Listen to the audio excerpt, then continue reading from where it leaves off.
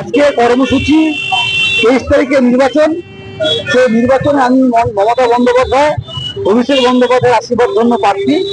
তাই রবিবার প্রত্যেকটা যে ছুটির দিন, এটাকে কাজে লাগানোর জন্য একটা বসন্ত গ্রাম পঞ্চায়েতে দুটো যে বাজার এলাকা, একটা ভোরদেব দুর্গাজাতি বাজার আর মাছিরান গোপালনগর বাজার, এই দুটো বাজারে প্রচার কর্মসূচি, জনসংযোগ যাত্রা।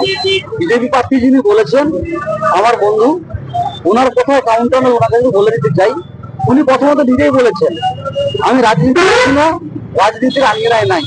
সুতরাং যে মানুষ রাজনীতির আঙ্গিনায় নাই, রাজনীতির বাইরেই থাকে, ব্যবসা নিয়ে থাকেন, উন্নয়নটা দেখবেন কি করে?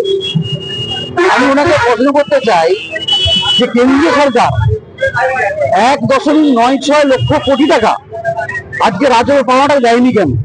তা সত্ত্বেও পথশ্রী 1, পথশ্রী 2, পথশ্রী 3, পথশ্রী 4 কোটি কোটি টাকার উন্নয়ন হয়েছে। আমারই কোলাঘাট ব্লকে 2 মাসে 33 কোটি টাকার কাজ হয়েছে। আমাদের করা আমাদের সমাধান এই প্রকল্পে রানাদা বলছেন 26 কোটি টাকার কাজ হয়েছে। পাড়ায় পাড়ায় গিয়ে দেখবেন মমতা বন্দ্যোপাধ্যায় বোর্ড লাগানো আছে।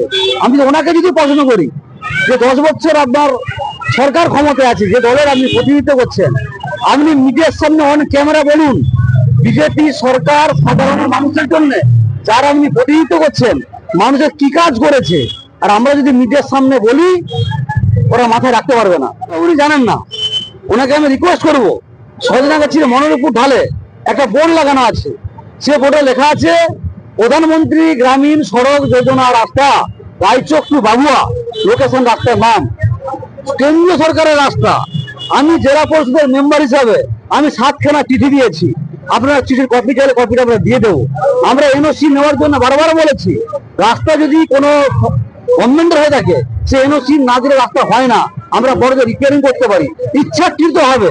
অভিজিৎ গাঙ্গুলিকে জেতানো হয়েছে, নির্বাচন আগে বলেছিল এটা প্রধানমন্ত্রী গ্রামীণ সড়ক যোজনা রাস্তা, আমাকে জেতালে আমি 3 মাসের মধ্যে রাস্তা করে দেবো। অভিজিৎ গাঙ্গুলিকে মানুষ ভোট দিয়েছে, তিনি ওই রাস্তায় এসেছেন যে 15 দিনের মধ্যে আমি ব্যবস্থা নিচ্ছি। কোথায় গেল? কেন্দ্রীয় সরকারের রাস্তা রানাদা জানে না, উনি তো রাজনীতি করেন না, উনি তো বোঝেন না। পিএমজি সহ রাস্তা, কোনটা পিএমজি সহ, কোনটা পিডব্লিউডি, কোনটা জেলা পরিষদ, কোনটা পঞ্চায়েত, এ ধ্যান ধারণা রানাদাকে বলবো দাদা তুমি আমার বন্ধু, তুমি এগুলোকে ভালো করে শেখো।